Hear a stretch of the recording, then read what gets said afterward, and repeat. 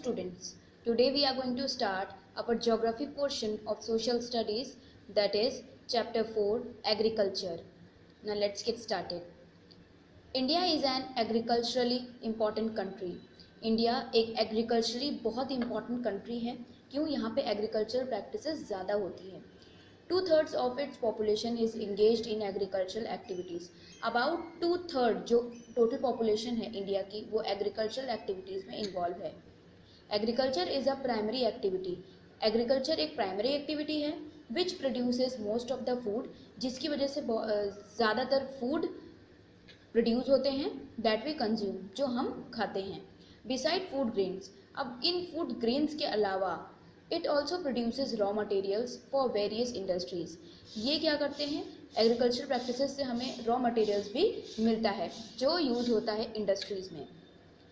Can you name some industries based on agricultural raw material? क्या आप कुछ industries के नाम बता सकते हैं जिनमें एग्रीकल्चरल रॉ मटेरियल यूज होता है? Moreover, some agricultural products like tea, coffee, spices etcetera are also exported. और कुछ एग्रीकल्चरल प्रोडक्ट्स जैसे कि टी हो गया, कॉफ़ी हो गया, स्पाइसेस हो गया, उनको एक्सपोर्ट किया जाता है दूसरी कंट्रीज़ में. Types of farming. Agriculture is an age old economic activity in our country. Agriculture सबसे पुरानी इकोनॉमिक एक्टिविटी है हमारी कंट्री में. ठीक है. Over these years cultivation methods have change significantly. अब प्रेजेंट टाइम तक अगर देखें तो बहुत ज़्यादा, अगर ओल्ड एज में देखें तो अलग टेक्निक्स यूज़ होती थी. अब जो टेक्निक्स हैं अलग तरीके से फार्मिंग या कह सकते हैं एग्रीकल्चरल एक्टिविटीज़ होती हैं.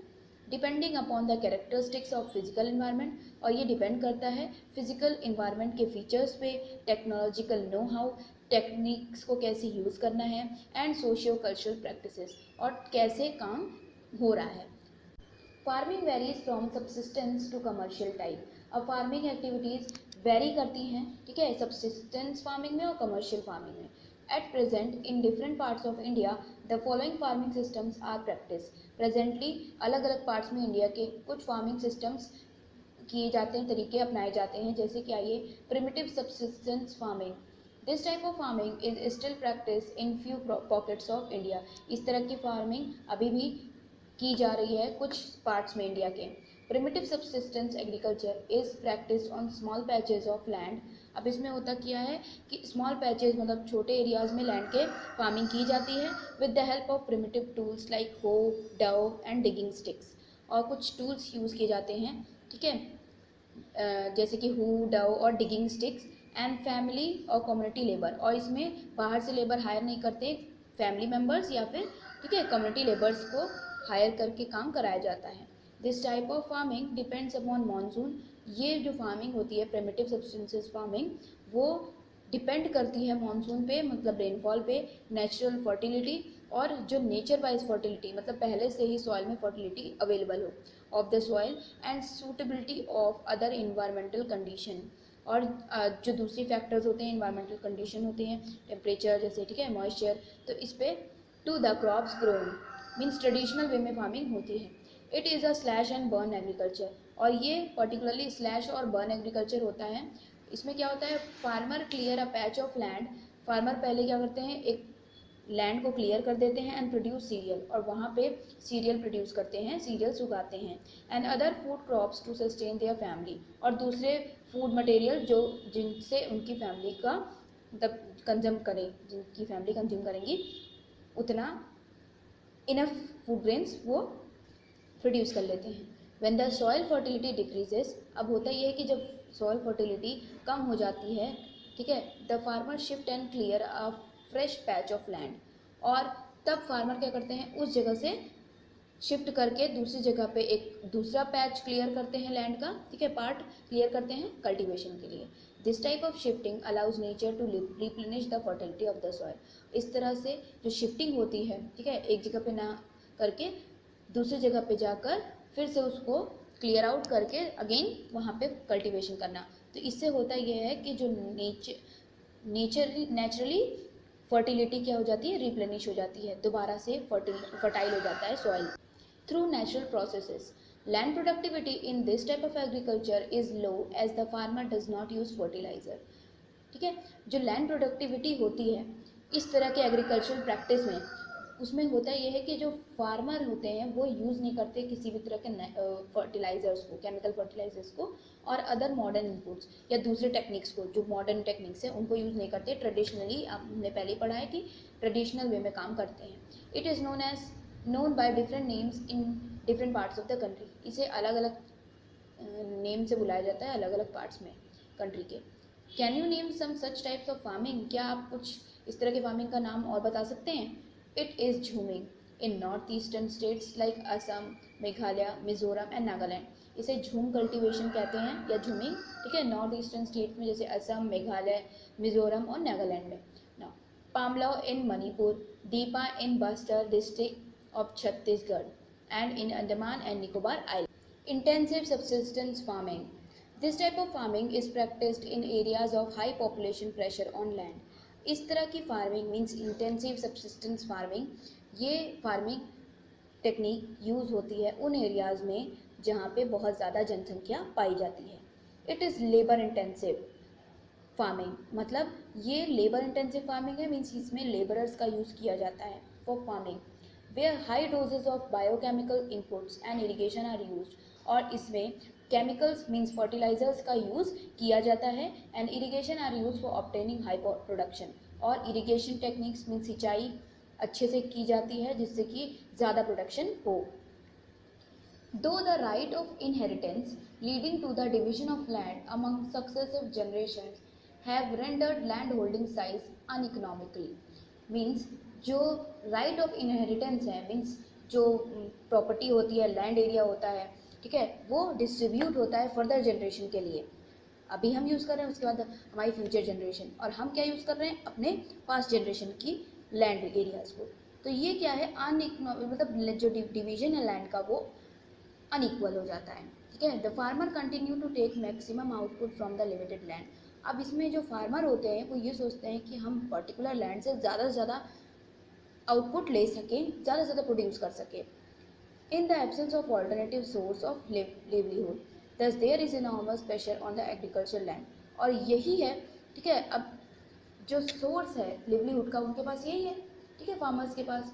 तो इससे क्या हो रहा है कि ज़्यादा से ज़्यादा लैंड को कह सकते हैं कि डिग्रेड किया जा रहा है, प्रेशर पड़ रहा है लैंड पे।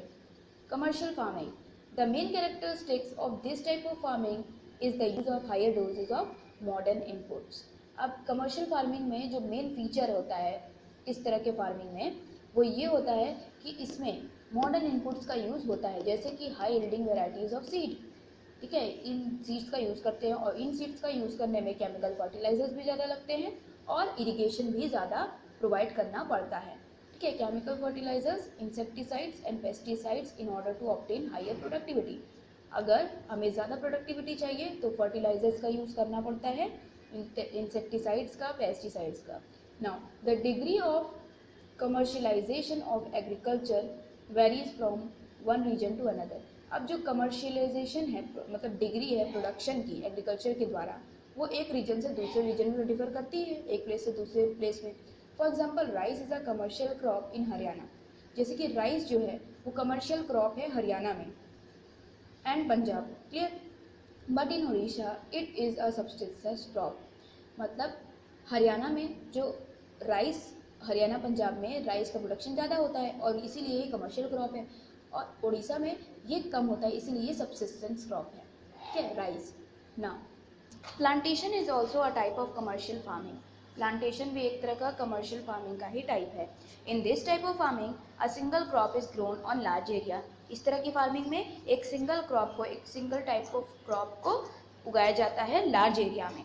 The plantation has an interface of agriculture and industry. Plantation में इंटरफेस होता है एग्रीकल्चर का भी, इंडस्ट्री का भी। इंडस्ट्रियल पर्पस के लिए भी रॉ मटेरियल्स प्रोड्यूस होते हैं। Plantation covers large tracts of land. अब इनमें लार्ज एरिया कवर होता है यूजिंग कैपिटल इंटेंसिव इनपुट, और मॉडर्न टेक्निक्स का यूज़ होता है क्रॉपिंग में with the help of migrant labour. और लेबर इंटेंसिव फार्मिंग है ये, लेबर्स का यूज़ होता है, ठीक है, लेबर्स में काम करते हैं। All the produce is used as raw material in respective industry. अब जितना भी चीज़ प्रोड्यूस होता है इन प्लांटेशन क्रॉपिंग में उनका यूज़ किया जाता है as a raw material in industries. Now in India tea, coffee, rubber, sugar cane, banana etcetera are important plantation crop. India में टी हो गया, coffee, rubber, sugar cane, banana, ये सब इम्पॉर्टेंट प्लांटेशन क्रॉप है, commercial crops हैं. Tea in Assam and north Bengal, coffee in Karnataka are some of the important plantation crops grown in these states. ठीक है, जैसे टी हो गया आसम और नॉर्थ बंगाल में, कॉफ़ी हो गया कर्नाटका से. ठीक है, ये सारे important plantation crops हैं grown in these states. Now since the production is mainly for market, अब इनका प्रोडक्शन मीन्स प्लांटेशन क्रॉपिंग में जो प्रोडक्शन होता है वो सिर्फ मार्केट के लिए होता है, इंडस्ट्रीज़ के लिए होता है. A well developed network of transport and communication connecting the plantation area. अब एक बहुत ही डेवलप तरीका नेटवर्क होता है ट्रांसपोर्ट सिस्टम का, कम्युनिकेशन का, जिससे कि ये कहाँ से कनेक्ट होते हैं, प्लांटेशन एरियाज से जहाँ पे ये क्रॉप्स उगाए जा रहे हैं वहाँ से कनेक्टेड होते हैं. ट्रांसपोर्टेशन सिस्टम और communication system. Processing industries and market plays an important role in the development of plantation. Processing industries, ठीक है, और जो मार्केट हैं ये बहुत इंपॉर्टेंट रोल प्ले करते हैं इन प्लांटेशन के डेवलपमेंट में. Cropping patterns. You have studied the physical diversities and plurality of cultures in India. आपने पहले ही पढ़ा है फिजिकल डाइवर्सिटीज़ के बारे में, अलग अलग मतलब बहुत सारी विभिन्नताएं पाई जाती हैं. ठीक है, और प्लुरैलिटी ऑफ कल्चर्स. कल्चर्स बहुत ज़्यादा यहाँ देखने को मिलते हैं, बहुत सारी कल्चरल प्रैक्टिसेस होती हैं इंडिया में. These are also reflected in agricultural practices. अब ये रिफ्लेक्टेड है. ठीक है, अब एग्रीकल्चर में भी आपको देखने को मिलेगा. एग्रीकल्चर जितनी प्रैक्टिसेस होती हैं उसमें भी ये सारी चीज़ें दिखती हैं, अलग अलग तरीके. And cropping patterns in the country, और क्रॉपिंग पैटर्न्स भी कंट्री में. Various types of foods and fibre crops, vegetables and fruits, spices and condiments etc. constitute some of the important crops grown in the country. बहुत सारे food items जैसे कि, ठीक है, fibre crops हो गए, वेजिटेबल्स हो गए, फ्रूट्स, स्पाइसेस, कॉन्डिमेंट्स, ये सारी चीज़ें, ठीक है, इंडिया में होती हैं, उगाई जाती हैं. India has 3 cropping season. India में बेसिकली 3 क्रॉपिंग सीजन्स होते हैं, जैसे कि रबी, खरीफ और zaid. Now, rabi crops are sown in winter from October to December. Rabi crops को उगाया जाता है विंटर सीजन में from month October to December, and harvested in summer from April to June. और इनको हार्वेस्ट किया जाता है, मीन्स इनकी कटाई कब होती है, समर में, from April to June. Now some of the important rabi crops are, अब कुछ रबी क्रॉप्स के नाम हैं, जैसे कि वीट हो गए, barley, peas, grams, mustard. Now, though these crops are grown in large parts of India, ये अलग अलग पार्ट्स में इंडिया में उगाए जाते हैं. States from north and north west parts such as Punjab, Haryana, Himachal Pradesh, Jammu and Kashmir, Uttarakhand and Uttar Pradesh are important for the production of wheat. ये सारे स्टेट्स जिनका मैंने अभी नाम लिया है वो सब प्रोडक्शन, वीट के प्रोडक्शन में जाने जाते हैं. बहुत ज़्यादा यहाँ पे वीट प्रोड्यूस होता है. एंड अदर राबी क्रॉप्स, और दूसरे राबी crops. Availability of precipitation during winter months due to the western temperate cyclones help in the success of these crops.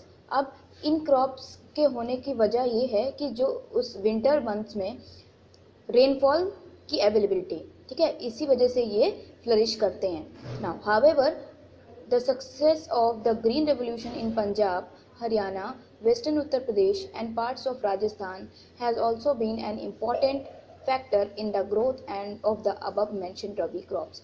अब जो ग्रीन रेवोल्यूशन की वजह से पंजाब में जो कि अडॉप्ट किया गया, हरियाणा में, वेस्टर्न उत्तर प्रदेश में और राजस्थान में, पार्ट्स ऑफ राजस्थान, तो ये क्या है, इसने भी बहुत हेल्प करी इन रबी क्रॉप्स के होने में. ठीक है, kharif crops are grown with the onset of monsoon in different parts of the country. Kharif crops monsoon की ऑनसेट के साथ स्टार्ट हो जाते हैं, ठीक है, in different parts of the country, and these are harvested. और इनको हार्वेस्ट कब किया जाता है, इनकी कटाई कब होती है, in the September October. Important crops grown during this season are, अब खरीफ क्रॉप्स होते हैं कौन कौन से, paddy, maize, jowar, bajra, tur, that means arhar, moong, urad, cotton, jute, groundnut and soybean etc. Now some of the most important rice growing regions are Assam. अब कुछ important rice growing regions हैं, parts हैं इंडिया के, वो हैं Assam, West Bengal, coastal regions of Orissa, ठीक है, Andhra Pradesh, Telangana, Tamil Nadu, Kerala and Maharashtra, particularly the Konkan coast along with Uttar Pradesh and Bihar, ठीक है। ये सारे जो पार्ट्स हैं उनमें राइस प्रोडक्शन भी होता है, ठीक है। Recently paddy has also became an important crop of Punjab and Haryana. अब रिसेंट टाइम में जो राइस क्रॉप है वो पंजाब और हरियाणा में भी उगाया जाने लगा है ग्रेट एक्सटेंट में। In states like Assam, West Bengal and Odisha 3 crops of paddy are grown in a year. 3 crops उगाए जाते हैं पैडी के within a year. These are aus, aman and बोरो, ठीक है, जिनका नाम है ओस, अमन और बोरो, ठीक है। ये पैडी क्रॉप्स ही हैं। In between the rabi and the kharif season, अब रबी सीजन और खरीफ सीजन के बीच में there is a short season during the summer month known as the zaid season. एक छोटा सा पीरियड होता है, टाइम पीरियड, उसको कहते हैं short season during month summer month, जिसको क्या कहा जाता है, जैद सीजन, ठीक है। ये रबी और खरीफ के बीच में होता है।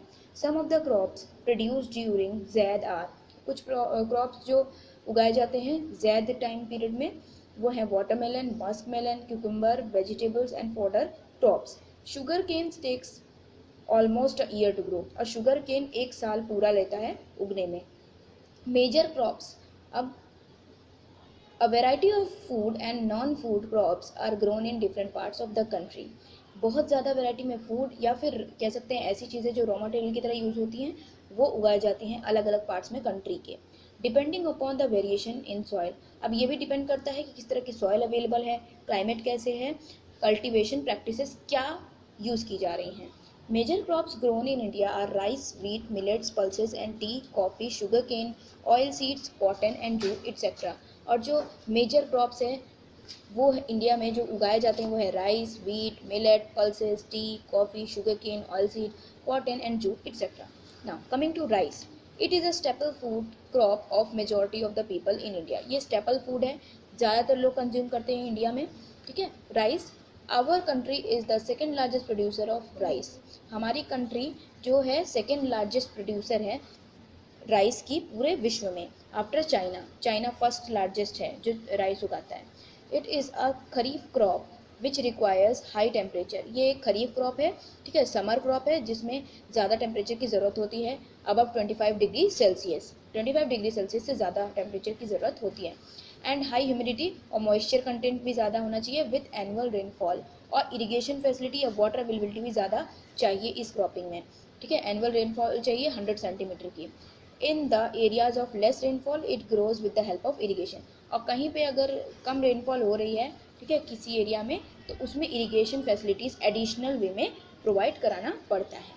Now this is it for the chapter for now, and rest of the chapter we will continue in next part. Thank you everyone.